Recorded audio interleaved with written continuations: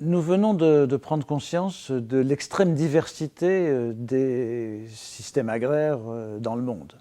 Alors, à titre d'exemple, en Asie et en Afrique, il y a plus de 90% des fermes qui ont moins de 5 hectares. En Amérique du Sud et en Amérique du Nord, c'est de l'ordre de 45 à 50% des fermes qui ont moins de 5 hectares. En Europe, on trouve des situations très contrastées suivant les pays. Mais malgré cela, c'est quand même environ 65% des fermes d'exploitation agricole qui ont aussi moins de 5 hectares. Un autre sujet qui est extrêmement délicat, c'est de pouvoir estimer, comme on l'a vu, les terres qui sont réellement cultivées et les terres qui sont potentiellement cultivables et qui n'apparaissent pas comme étant cultivées. Et on a vu qu'il peut y avoir énormément de manipulations autour de ces chiffres, et des manipulations qui vont déboucher sur la spoliation des droits de population qui utilisent ces territoires de manière constante depuis très très longtemps, mais qui ont des systèmes qui préservent de grands domaines de friches ou de pâturage qui, depuis le satellite, apparaissent comme n'étant pas utilisés, alors qu'en fait, ils font partie intégrante des systèmes de production de ces populations. Beaucoup de terres qui sont supposées être non cultivées, en fait, font partie des terroirs de populations qu'ils utilisent depuis très longtemps.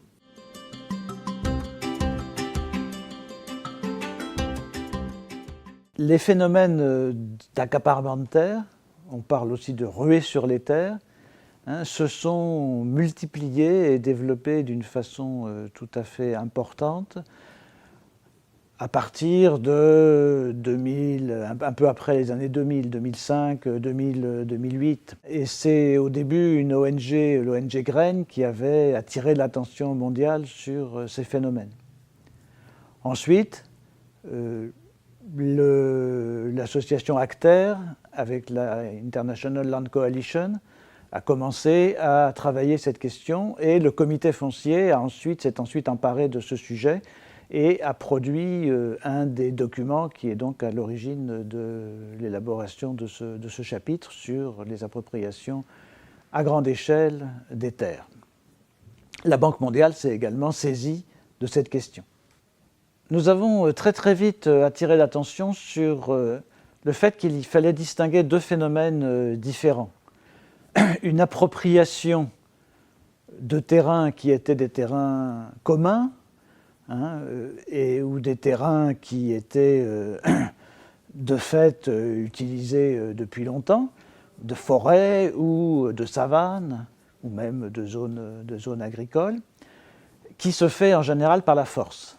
Et puis un autre phénomène qui est très différent, qui est un phénomène de concentration des terres par des processus d'achat, de vente, de location, de cession, d'héritage, qui lui ne se fait pas avec l'usage de la force immédiate. Ce n'est pas la violence qui permet de faire ces phénomènes de concentration. Alors ce qui est intéressant, c'est que le terme accaparement en français recoupe les deux acceptions de ce terme, de ce que je viens de décrire. C'est-à-dire à la fois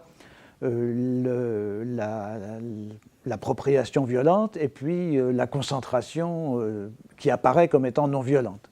Alors qu'au contraire, le terme anglais, land grabbing, est spécifique de la partie violente.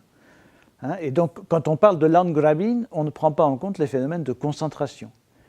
Alors, ce qui est intéressant aussi, c'est que finalement, les phénomènes de concentration n'apparaissent pas comme étant le produit de l'exercice de la violence brute, mais il est quand même le résultat de toute une situation de violence structurelle qui fait que les gens qui sont obligés de vendre sont des gens qui ont des revenus très très insuffisants, que les systèmes de location de la même façon ou de cession vont également se faire dans des conditions pas forcément égales entre celui qui loue et celui qui met la terre à disposition du locataire. Et donc, il y a également de la violence, mais elle n'est pas immédiate. Par contre, quand on parle de violence, on parle de violation des droits de l'homme. Et dans la seconde configuration, celle qui apparaît comme étant non violente, mais qui est le résultat d'une violence structurelle, il n'y a pas de violation apparente des droits de l'homme.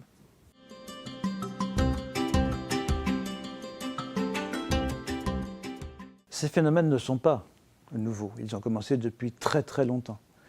Si on réfléchit sur les situations actuelles, on peut arriver à synthétiser un peu les choses en disant qu'il y a eu 3 processus différents qui ont largement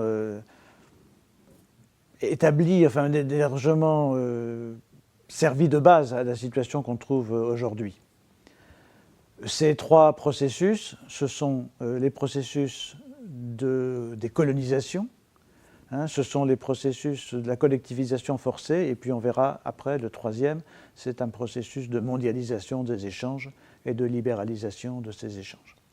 Le premier, la constitution des empires coloniaux, c'est principalement la constitution depuis la fin du XVIe siècle, des empires espagnols, des empires anglais, français,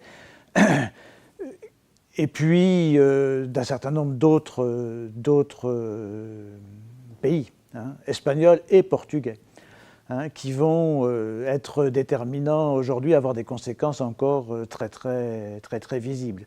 Alors ces colonisations, ces processus de colonisation, ils ont impliqué d'une part des prises de possession, des appropriations de territoires entiers, la soumission et l'exploitation des indigènes et des autochtones qui travaillaient, parfois, dans le cas de l'Amérique latine en particulier, des importations d'esclaves venant d'Afrique qui ont été considérables. Ils ont aussi eu des implications différentes, en particulier au niveau du droit. Le droit qui s'est appliqué dans les colonies concernant la terre et les ressources naturelles n'était pas le même que le droit qui s'appliquait dans les centres des empires.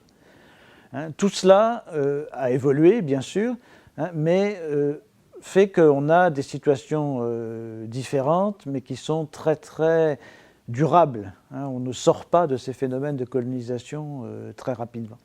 Le deuxième processus, ça a été des processus de collectivisation forcée, qui sont en général beaucoup plus récents, en particulier en Union soviétique, mais aussi dans un certain nombre de pays du Sud, qui se sont traduits par une transformation très profonde des structures agraires, souvent une destruction du paysanat, et des processus de recomposition de l'habitat, de villagisation, qui vont avoir toujours aujourd'hui des conséquences très visibles. Les configurations et les évolutions ont été très différentes suivant les continents, suivant les époques, et donc il y a une grande variété de situations. Les processus ont été très différents en Amérique latine, en Afrique, en Asie.